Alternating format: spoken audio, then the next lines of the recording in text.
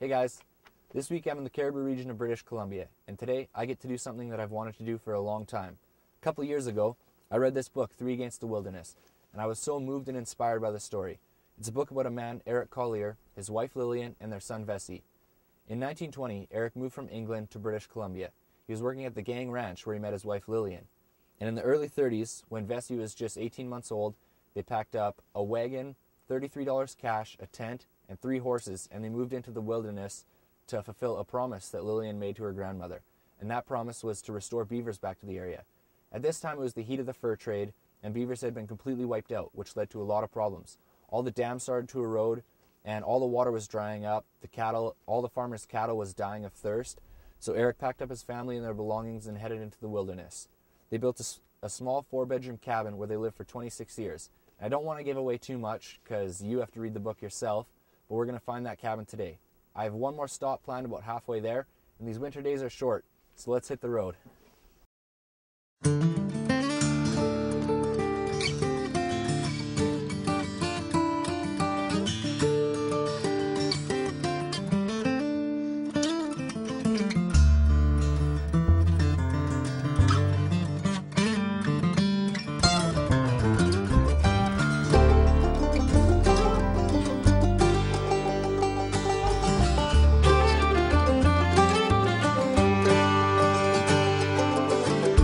Everything that he owns is made of leather, iron, and wood. He's never seen or used. Well, it's a beautiful sunny day here in the Cariboo. We're about halfway to the homestead site from the book, and we took a little detour to a place called Firewall Canyon, and the whole Cariboo is scattered with history. You can find old Quigley holes, homestead sites, things like that. If you can see in behind me here, there's a homestead site. And I'm also told that here in Firewall Canyon, there's a trail that goes up in the hills, and you can find some Indian petroglyphs. So we're going to go check out the homestead site, and then we're going to see if we can find the petroglyphs.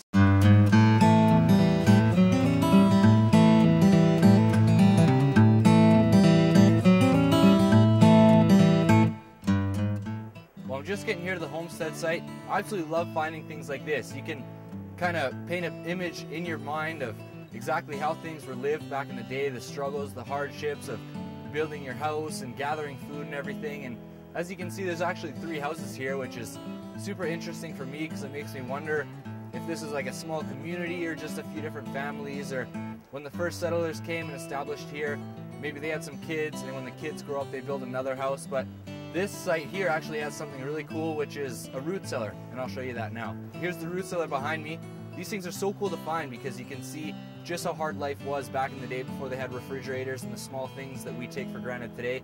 The amount of work it took to build something like this, the whole frame, and cover the entire thing with dirt and rocks, and you can definitely tell that back then things were built to last because it's still standing today.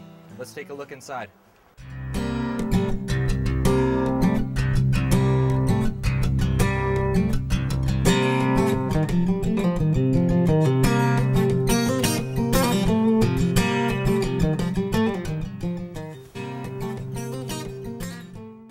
Here's one last look at the homestead site before I start my journey looking for the petroglyphs. Well, it took a little bit of driving around to find the beginning of the trail. I think this is it right here, but I'm not 100% sure. I was told that it starts just off the road, and this is really the only trail I can seem to find. There's only mountain goat tracks on it, but I'm going to take a walk up and see if I can find something.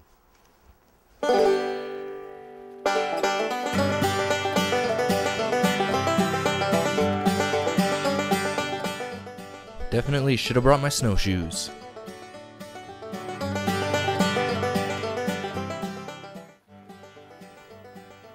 Well, my intuition was right. Petroglyphs are right here. I can actually make out what they are quite a bit better than I thought you would be able to. Let's take a look. Well, here we are at the petroglyphs. You probably can't make it out quite as good as I can, but right here you can see a bird. Up top here is possibly a mountain goat or a deer or something like that, and over here you can just barely see smudged out kind of what is a person and a bow and arrow. And it's so amazing that these petroglyphs have held up for so long. You know, just like I said before, the Cariboo is so full of history. In one stop here we found evidence of 2 different settlers in 2 different eras before we were even here. And the fact that these have stood up for so long, well over 100 years, is absolutely incredible and a really good find. Well, that's about all there is to see here at Farwell Canyon. We found the homestead site, we found the petroglyphs. I filled my boots full of snow, so I'm ready to get in the truck, warm up, see if I can find the Collier cabin.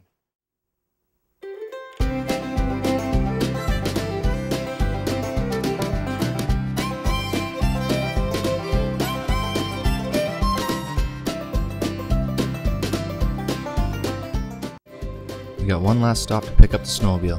Here's an old cabin and a cool old truck on the edge of the man's property.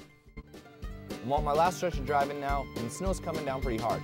As soon as we started leaving Farwell Canyon, the sun went away and the snow started coming out, which is alright with me because I got my trusty old sled here.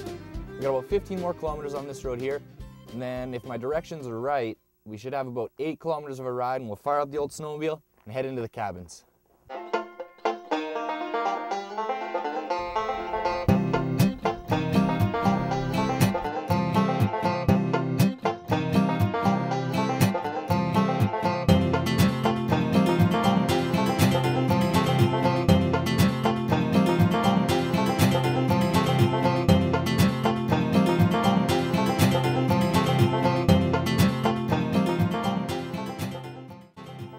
Well, I'm sure you can tell by my hair and my snowmobile that the snow out here is just a little bit too deep for this old sled to handle.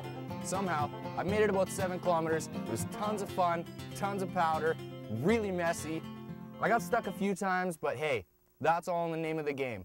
I've got about 1 more kilometer to go. There's a big hill right here. I doubt I'll make it back up, so I'm just gonna walk the rest of the way.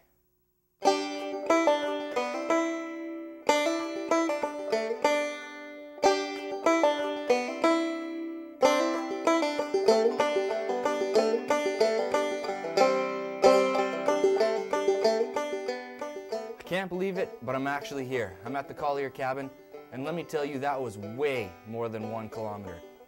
I'm guessing it was about 4 kilometers, and in that much snow, that is so hard to walk through. It's up to my knees, and I'm just plowing through it, and it takes so much energy, so I am just exhausted. I'm gonna hang out here in the cabin for a little bit, let my hair defrost, and I'll give you the grand tour.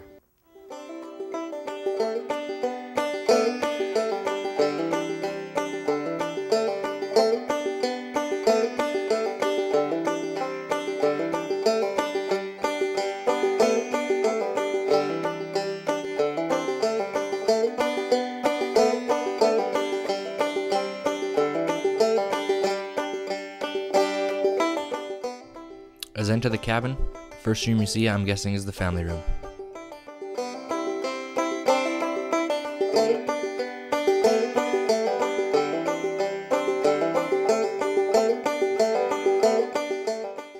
Here, you can see one of the 2 bedrooms.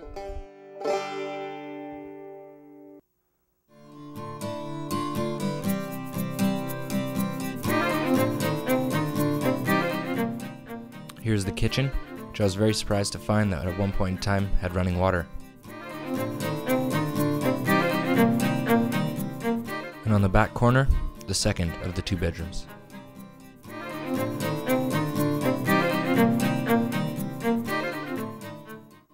You know, the hike took a lot longer than I thought I was going to, so I can't stick around as long as I would like, but I'm so glad that I pushed through and got all the way here.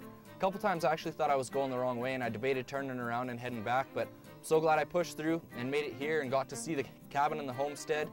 And it's so incredible that this cabin is still standing today. You know, like I said before, the military came and put a new roof on it and a couple new windows in 1994, but the whole frame of the cabin is still original from when Eric Collier and his family built it. Even the old outhouse in the back is still standing. There's a horse barn there as well, and there was one more on my way in. And let's take one more close look, and then we'll head home.